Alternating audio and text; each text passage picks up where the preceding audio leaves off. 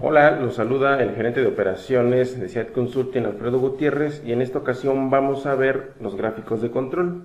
Recuerden que hablando de control, nosotros podemos tener una serie de herramientas, podemos utilizar una serie de herramientas para el control de la calidad, pero aquí vamos a ver algunos de ellos y algunas de ellas en el presente video es el gráfico de control.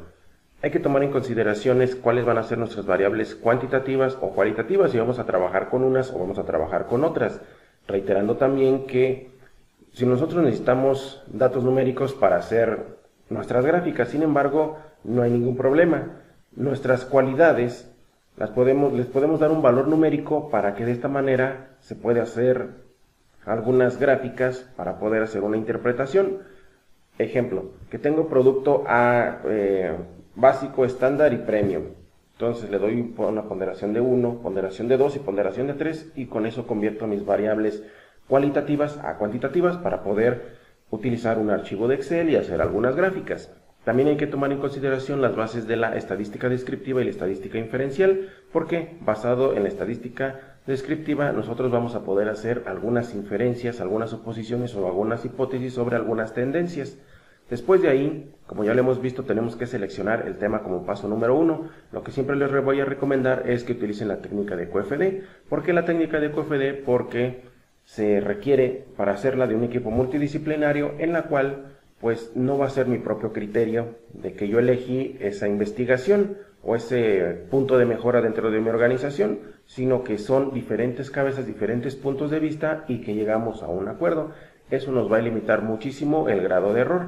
Después tengo que identificar cuál es mi macrouniverso. Como macrouniverso puedo tomar de referencia pues el giro en el que me desenvuelvo. Después nuestro microuniverso, como microuniverso puede ser mi producto estrella o al que yo quiero hacerle alguna mejora. Después de ahí tengo que ir al tamaño de la muestra, y para el tamaño de la muestra pues vamos a utilizar la fórmula que ya les he comentado en algunas ocasiones, donde esta fórmula es para poblaciones finitas, es decir, que yo conozco cuánto es mi población. Aquí sigma siempre va a ser recomendado 0.5.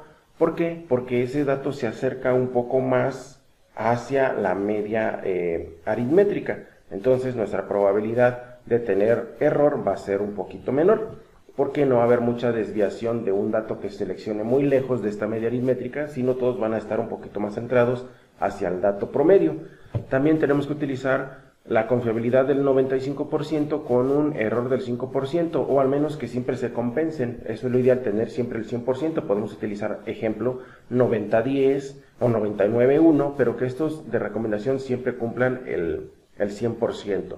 Después de esto, que ya tengo mi tamaño de la muestra, tengo que ver cuáles van a ser mis variables primarias y mis variables secundarias. Variables primarias, recuerden, los datos que ya cuenta la empresa, los que yo conozco, los que son reales, los que son fiables. Secundarias, entrevistas, encuestas, investigación en mercados, y siempre hay que darle preferencia o mayor ponderación a las primarias. Después tengo que ver el tipo de muestreo, ¿sí? Ya tengo mi muestra, ya sé qué variables voy a utilizar, de dónde las voy a sacar, pero ahora, ¿cómo las selecciono? Tal vez yo tengo 1000 personas a las que debo de investigar y solamente debo de sacar 200 muestras. ¿Cómo lo hago? Bueno, para eso nos ayuda el tipo de muestreo. El muestreo simple nos dice que únicamente es a cuestión del propio investigador agarrar al azar cualquier muestra hasta que juntemos las 200. El sistemático, pues que se siga un sistema, por ejemplo, unas sí, dos no, unas sí, dos no, unas sí, dos no. El por estratificado, que sea tal vez por departamento, por equipo de trabajo, etcétera, ¿sí? Por bloques. Y el de por conglomerados puede ser un conjunto de las que nosotros utilicemos o que nos guste más de las 3 o inclusive las 3. Y bueno, con esto en contexto ya sabemos que el control de la calidad es sumamente importante y cómo lo vamos a hacer. Ahora, para comenzar en esta lección vamos a ver los gráficos de control. Así es que abramos nuestro archivo de Excel para generar el gráfico de control, y también les reitero que si requieren que les pasemos este archivo solucionado, pues con mucho gusto se los vamos a compartir, únicamente compartiéndonos su correo electrónico para hacérselos llegar, ya que este cuenta con algunas anotaciones que les he dejado por aquí. Por ejemplo, aquí hay algunas anotaciones para que ustedes entiendan y vean algunos factores para que puedan reutilizar toda esta información, ya que literalmente pues las fórmulas, si no estamos muy acostumbrados a esto, pues se nos puede hacer un poquito revoltoso, pero para evitar este tipo de cuestiones, pues ya les vamos a dejar aquí los archivos solucionados. Únicamente nos dejan su correo y con mucho gusto se los compartimos. Y bueno, ahora sí, abran su archivo de Excel, ya que vamos a comenzar con ello. Y bueno, una vez que ya tengan abierto su archivo de Excel, por aquí vamos a poder identificar las fórmulas que hemos trabajado para las medias y para los rangos, tanto para el límite de control inferior como para el límite de control superior. Y también para las medias, para la gráfica de medias, el límite de control superior, el límite de control inferior. Pero bueno, no me desesperen un poco, no se me desesperen mucho porque, como les había comentado, ya todo está solucionado. Y pues vamos a ver, por ejemplo, aquí nos hace referencia al X testada, por aquí el A2, ¿cuál más? Por aquí utilizamos A2, por acá utilizamos D3, D4, y ¿de dónde vamos a sacar esos valores? Esos valores ya vienen predefinidos y los vamos a sacar de una tabla. En esta tabla pues también se los vamos a compartir, y miren, aquí nos va a dar el número de muestras. Regresemos a nuestro archivo de Excel y cuántas muestras tenemos. Por aquí tenemos estas muestras. ¿Vale? Entonces, por ejemplo,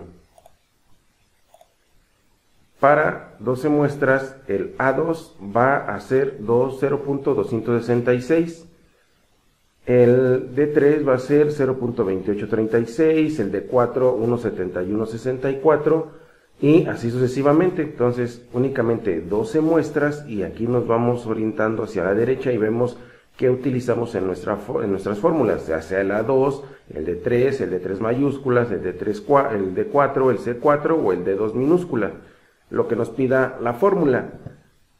Y ahora sí, ya que entendimos eso, por aquí tenemos pues 12 muestras de 3 observaciones.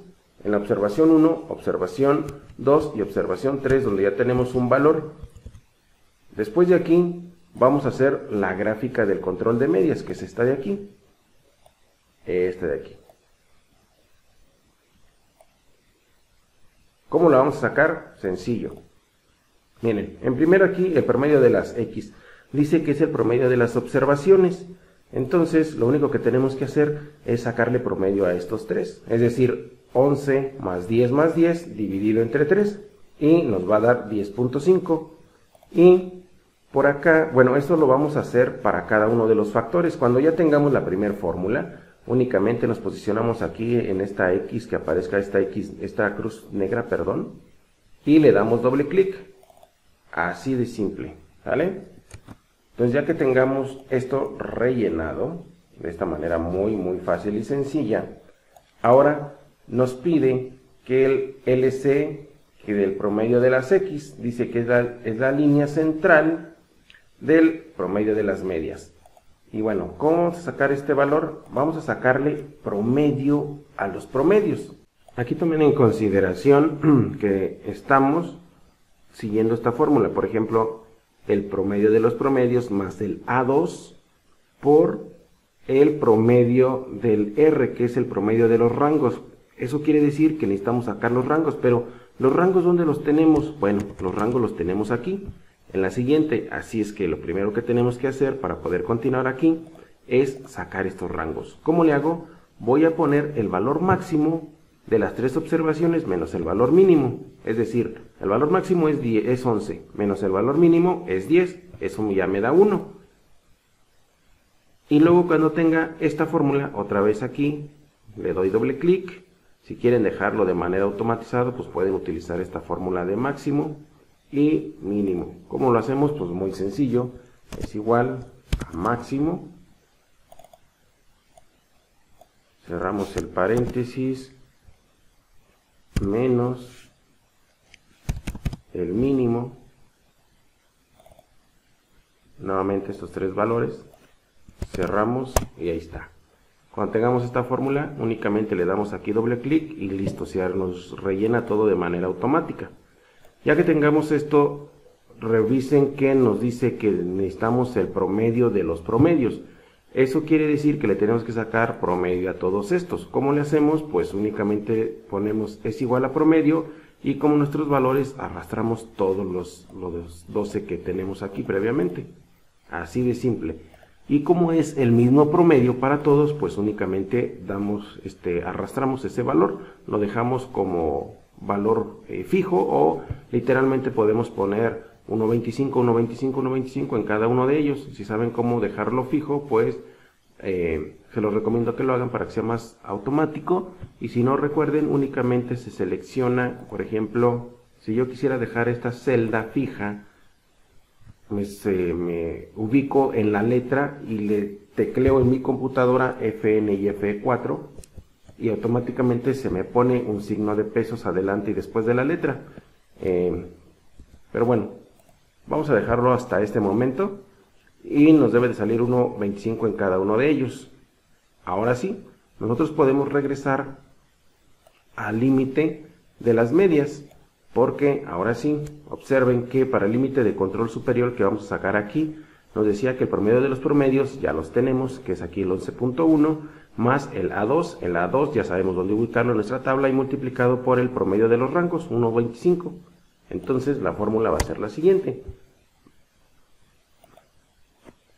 Va a ser 11.1 más el 02266. ¿Dónde se encuentra ese dato?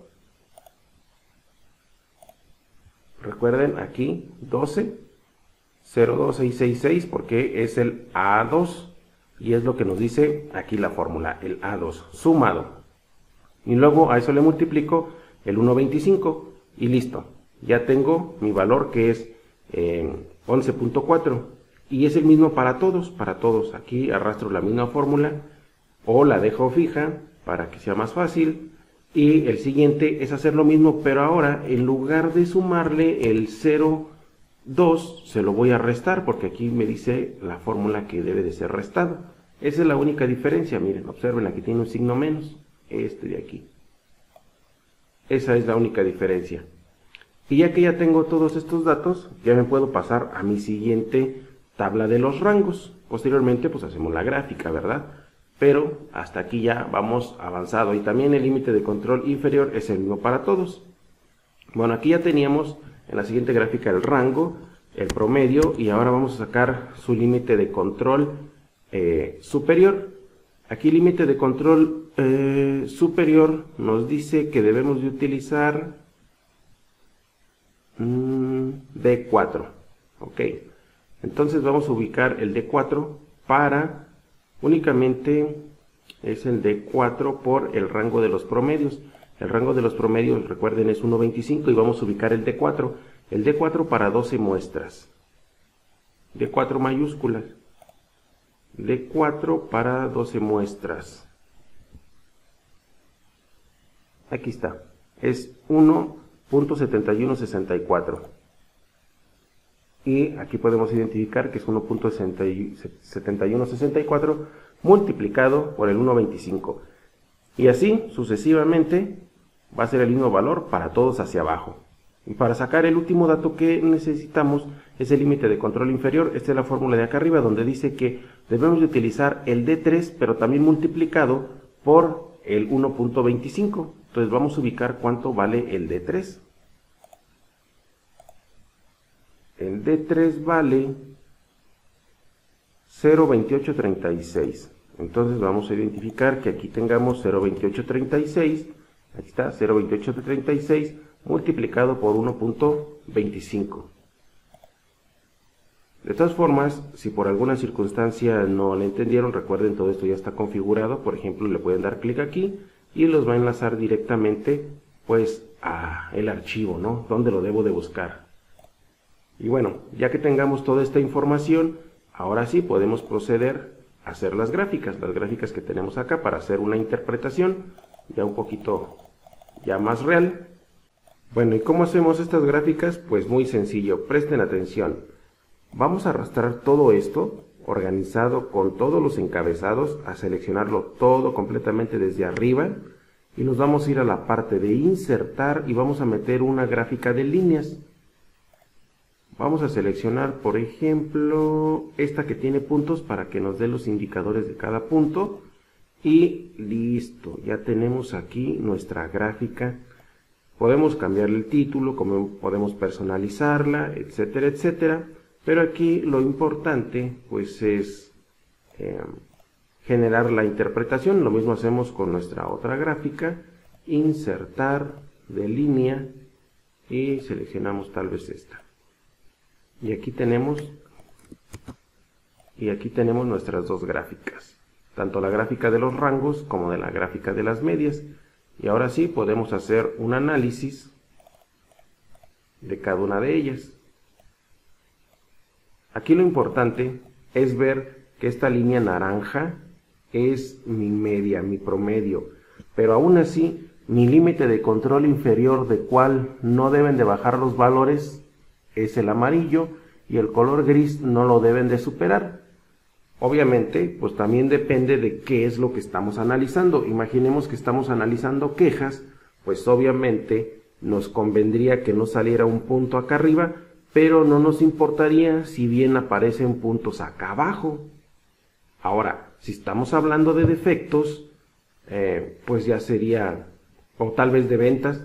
Si estamos hablando de ventas, pues no nos convendría que nos salieran puntos aquí abajo, sino puntos acá arriba. Entonces aquí ya en cuestión de estadística inferencial, tengan mucho cuidado porque la interpretación es muy diferente de acuerdo a lo que estén investigando. Aquí, en resumen, lo que podemos identificar es de que estos valores que están abajo se salen del control y hay que identificar y irlos a analizar a ver qué está pasando con estos puntos, porque estos que están dentro de la línea amarilla hasta la línea gris, pues no hay tanto problema, pero aquí tenemos muchos valores que están por abajo y sobre todo tenemos unos valores que están aquí arriba. Entonces, a esos es a los que debemos de enfocar nuestro tiempo y nuestros esfuerzos para identificar qué es lo que está pasando. Y aquí en la gráfica de los rangos también podemos identificar que hay uno que queda fuera. Ahora, ¿por qué dos gráficas?